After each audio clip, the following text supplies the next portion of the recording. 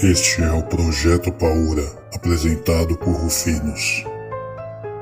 Envie seu relato por e-mail para o e-mail projetopauraprofunda@gmail.com. Coloque o assunto relato mais o título do relato e avise se posso dizer seu nome. Seu relato também pode ser enviado por mensagem direta no Instagram, @projetopaura. Também pode ser enviado nos comentários nos vídeos do canal no YouTube para eu fazer um apanhado de relatos para ler futuramente. Fique agora com o relato de hoje.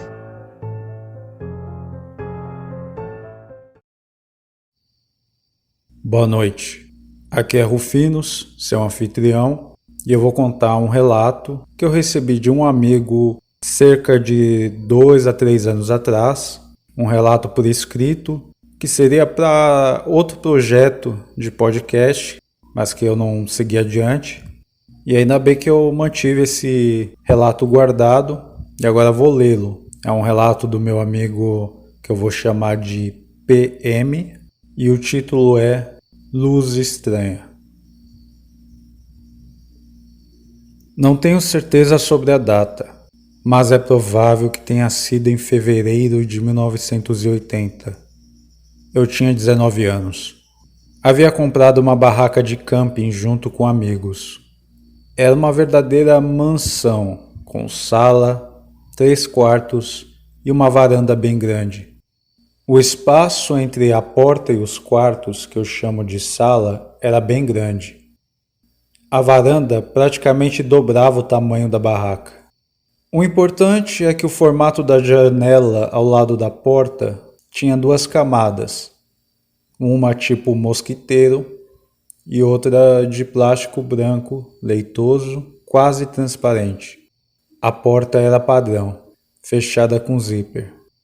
A primeira viagem tinha sido relativamente perto de Niterói, no Rio de Janeiro, por indicação de um dos donos da barraca, mas foi uma furada, e não cabe aqui detalhar. O importante é que essa escolha errada me permitiu sugerir o local da próxima viagem. Minha avó materna, libanesa, morava em Sumidouro, uma pequena cidade no interior do Rio de Janeiro, próxima da divisa com Minas Gerais.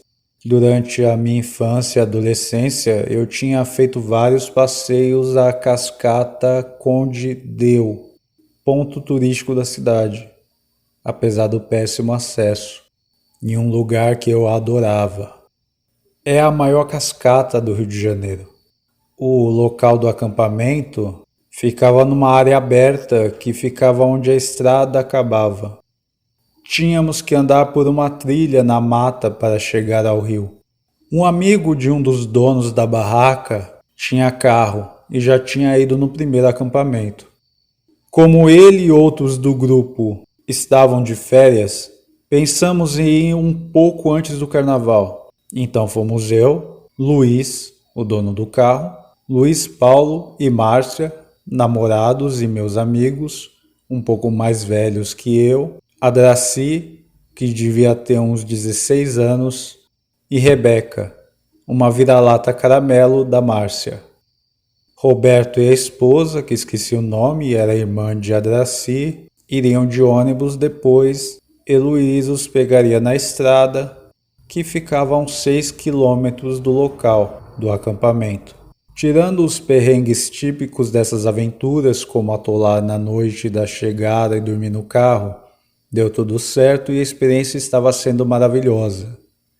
Resultado, quem podia ficar mais optou por alongar o acampamento. Luiz, Roberto e a esposa precisavam voltar para trabalhar. Como íamos ficar sem carro, eles levariam a Rebeca, a cadela, para deixar com a mãe da Márcia. Eu e a Draci fomos de carro com eles até Sumidouro, que ficava um pouco depois da entrada da estrada para a cascata, para comprar mais comida, pois o que tínhamos levado foi programado para o tempo de duração original da viagem. Na volta tivemos que andar os 6 quilômetros da estrada de terra até o acampamento. Pegamos um temporal quase chegando e perdemos as bisnagas de pão, mas tínhamos comprado pão de forma também. Com menos gente, ficamos só 4. Os dias foram bem tranquilos. O lugar era muito isolado e, tirando alguns turistas que apareceram durante o carnaval, não víamos quase ninguém. Lembro que no total ficamos 13 dias e o acontecido foi num dos últimos dias. É importante relatar que éramos todos bem caretas e não usávamos nenhum tipo de droga. À noite costumávamos jogar cartas na sala para passar o tempo. Por conta dos insetos que eram atraídos pelo lampião a gás, tudo ficava fechado. E mesmo sendo verão, a noite esfriava. Nem lembro qual era o jogo naquela noite, mas tinha uma dinâmica em que as pessoas iam perdendo e saíam. Assim, a Draci foi dormir e um pouco depois foi a Márcia. Eu e Luiz Paulo ficamos jogando até um dos dois perder. Ainda estávamos sentados no chão, o piso da barraca era todo forrado de lona, quando surge uma luz na varanda, na direção da janela. Como o plástico leitoso estava baixado, não tínhamos como enxergar nada claramente, mas deu para ver que a luz surgia num ponto uns 60 centímetros acima do chão, expandia e retraía. Era branca, mas não muito forte. Isso aconteceu 3 vezes seguidas e de forma contínua. Olhamos um para o outro e confirmamos que os dois tinham visto. Eu estava mais perto da porta, mas o medo me fez abrir lentamente só um pouco do zíper, pegar a lanterna e olhar para fora pela fresta. Não vi nada na varanda. Aí decidimos sair e olhar melhor, mas realmente não tinha nada na varanda. Ainda ficamos um tempo acordados, falando baixinho para não acordar as meninas e especulando sobre a luz. Não dava para ir dormir logo, depois do que tínhamos visto. Mas o sono foi batendo forte e decidimos nos deitar. Luiz Paulo e Márcia ocupavam o quarto à esquerda. Eu e a Draci ficamos no da direita. No do meio deixamos nossas mochilas e outras coisas, entre elas um machadinho que usávamos para limpar o terreno onde íamos montar a barraca. Apagamos o lampião e entramos nos quartos, mas nem chegamos a deitar. Uma luz fortíssima, um feixe branco, cruzou a barraca em diagonal do alto do quarto do Luiz Paulo em direção ao chão da sala do lado oposto. O feixe tinha uns 10 centímetros de diâmetro. Era como um laser, absolutamente reto, denso e muito luminoso. Nessa hora, o reflexo foi mais forte que o medo.